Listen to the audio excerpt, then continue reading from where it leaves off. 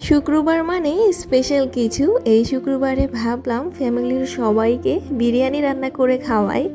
আমি আসলে তেমন একটা রান্নাবান্না পারি না, আর তেমন একটা রান্নাবান্না করতেও হয় না। আমার আম্মু এবং বড় আপু আছে, তারাই সবসময় রান্নাবান্না করে। আজ আমি ভাবলাম দুলাভাই যেহেতু এসেছে, দুলাভাইকে বিরিয়ানি রান্না করে খাওয়াই, তাও আবার নিজের হাতে। তো আম্মুকে বললাম রাতের জন্য কিছু রান্না করো না, আজকে রাতে আমিই রান্না করব, রান্না করার দায়িত্বটা আমাকে দিয়ে দাও। তারপর একটা মুরগি আমি ফ্রিজ থেকে বের করে ভিজাতে দিয়ে রেখেছিলাম। মুরগিটাকে মিডিয়াম পিস করে কেটে নিয়েছি আর অনেকবার ধুয়েছি। এবার একটু গরম পানি দিয়ে ভেজাতে দিয়ে ধুয়ে নিব। এরপর একটু তেল দিয়ে দিয়েছি, তেলটা গরম হওয়ার পরে একদম বেশি করে পেঁয়াজ দিয়ে দিলাম, পেঁয়াজ কুচি।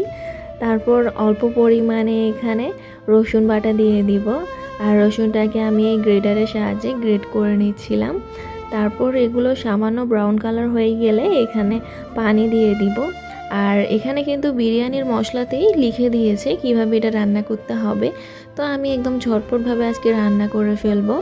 পানি দেওয়ার পরে সেখানে আমি বিরিয়ানির মশলা দিয়ে দিয়েছি, আর এই বিরিয়ানিটা আরও মজা হওয়ার জন্য এখানে চিকেনের মশলাও দিয়ে দিয়েছি অল্প পরিমাণে। তারপর লবণ দিয়ে দিচ্ছিলাম আর হালকা পরিমাণে আর একটু পানি দিয়ে দিয়েছি। এবার মশলাটা কষাতে দিয়ে দিব, আর মশলাটা থেকে যখন এভাবে তেল উঠে আসবে তখন এখানে চিকেনগুলো দিয়ে দিব। আসলে আমার আপু অনেক বছর আগে আমাকে একবার চিকেন রান্না করাটা শিখিয়েছিল, তো আমার মোটামুটি মনেই আছে সব কিছু।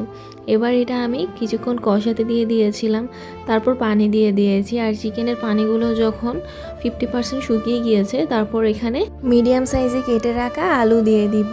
আর এই আলুগুলো দিয়ে আর একটু সিদ্ধ করার জন্য এটা কিছুক্ষণ রান্না করব, যতক্ষণ পর্যন্ত না পানি শুকিয়ে যায়। আর একটা চুলাতে নর্মাল যেভাবে পোলাও রান্না করা হয় সেভাবেই করছি।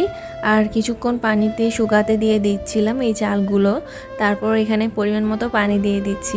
আসলে পানির আইডিয়াটা আমার তেমন একটা নেই, তার জন্য আপুর কাছ থেকে জিজ্ঞাসা করেই দিয়েছি।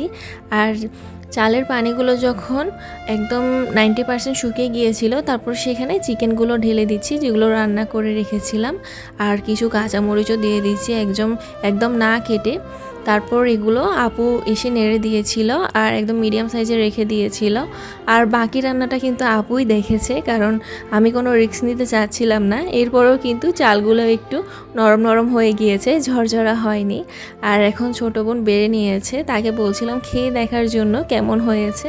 সে তো খেয়ে বললো অনেক বেশি মজা হয়েছে।